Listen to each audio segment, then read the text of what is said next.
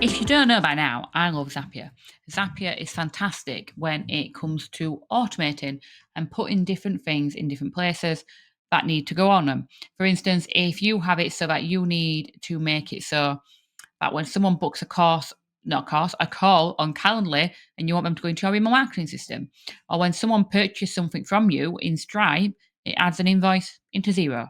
So I thought a good way of showing you the power of Zapier was actually to show you some of the zaps that I use personally myself in my businesses. And of course, I have many Zapier accounts of our clients and things where we've set many, many, many different things up. But I just want to show you the ones that I use in my business. Now, one of the first times I ever started using Zapier, it was to create a Zap which helped us when it came to one of my companies, which was so that when a form got completed, and I will show you this form actually, just one second.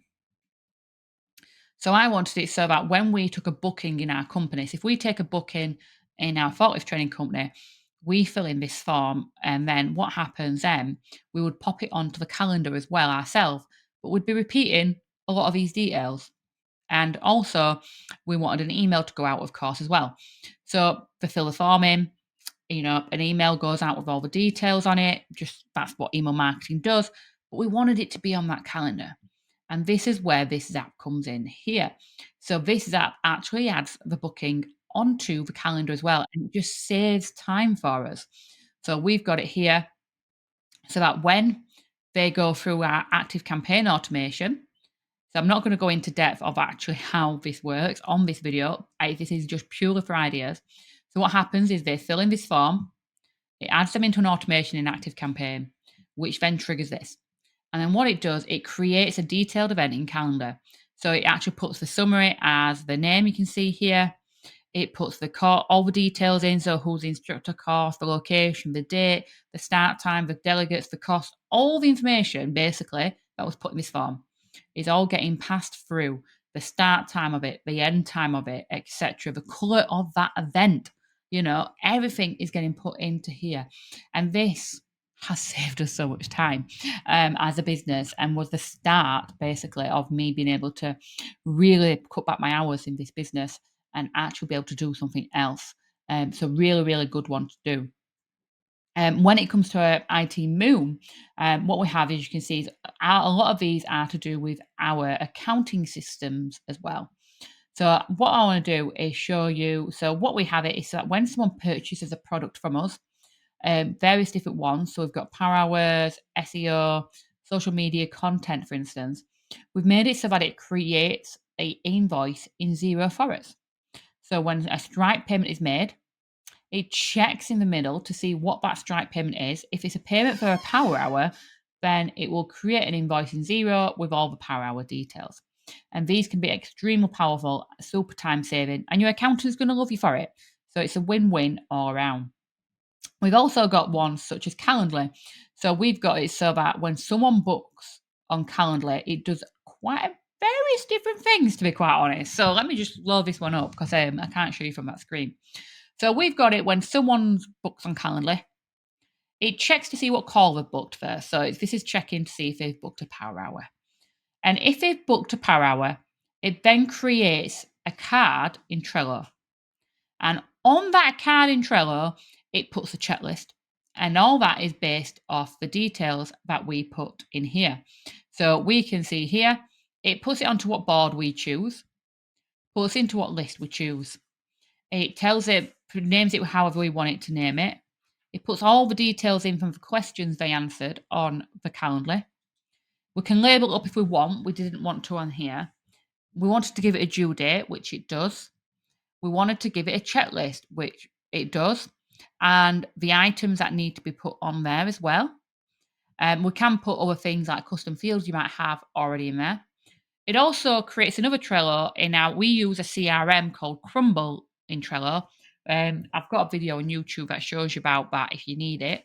But basically what this does, it creates another card in Trello but on a different board, which is our CRM, and it fills all the details up about that. And then it adds them to our email marketing system as well, and it makes sure they're tagged up correctly, put into our customer list, and then everything is done. So this one's doing 5 different things altogether. So we've got 5 different ones. And again, it's a huge huge time saver for us. Another simple one that we've got is, so we use Discord. It's like Slack as our communication for our team. And what we want, I like to be notified when someone's signed up to our email list, but I'd rather it not go in my inbox or anything like that. I'm just happy to get a quick notification. So this just notifies me on Discord and says, you've got a new email subscriber. So I love it when I get to hear a little boop in the background, which tells me that I have a new subscriber. Right then, I'm going to move on to some more zaps to show you. So Google Forms is a very cool thing, isn't it? Google Forms. So what we've got here is very similar to what I've just told you about Trello.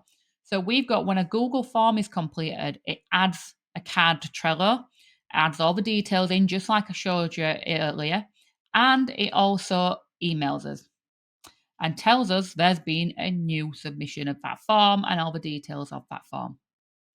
We also use it for our membership. So we use it for MemberPress, so that when someone cancels in MemberPress, it adds them to a spreadsheet so that we can track the cancelled members, but also into Activecampaign as well. So just to load this up, because you can't see all the steps.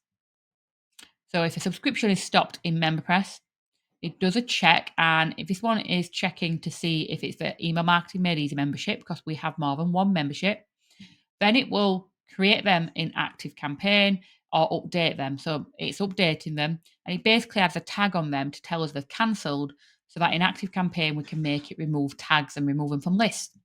And then it also adds them to a spreadsheet so that we can track things such as removing them from the Facebook group and things like that. A very good app that we use as well, which we've shown on an earlier video we have on YouTube, which is our LinkedIn events. So that when someone goes onto LinkedIn and accepts an invite to an event we've got, we collect their email address and it adds them to Activecampaign automatically. And one that's real popular with my clients as well is Facebook ads. So when someone signs up to a Facebook ad, it adds them into Activecampaign, and we use Zapier to be able to do that. So you've had quite a few examples there of what we do and how we connect different pieces of software up. And it might be giving you some ideas yourself. So I'd love you to let me know what ideas you get in yourself. Then hopefully I can create videos in the future to support you in that journey. But very literally, there's so many things that it connects up with. It's unreal. And it is just about exploring your options, figuring out what can be done. And if you're not sure what can be done, just ask an expert like myself, and you'll be able to find out what you can actually connect in Zapier. Hopefully you've found that useful, and I'd love to hear your feedback, and have an amazing day.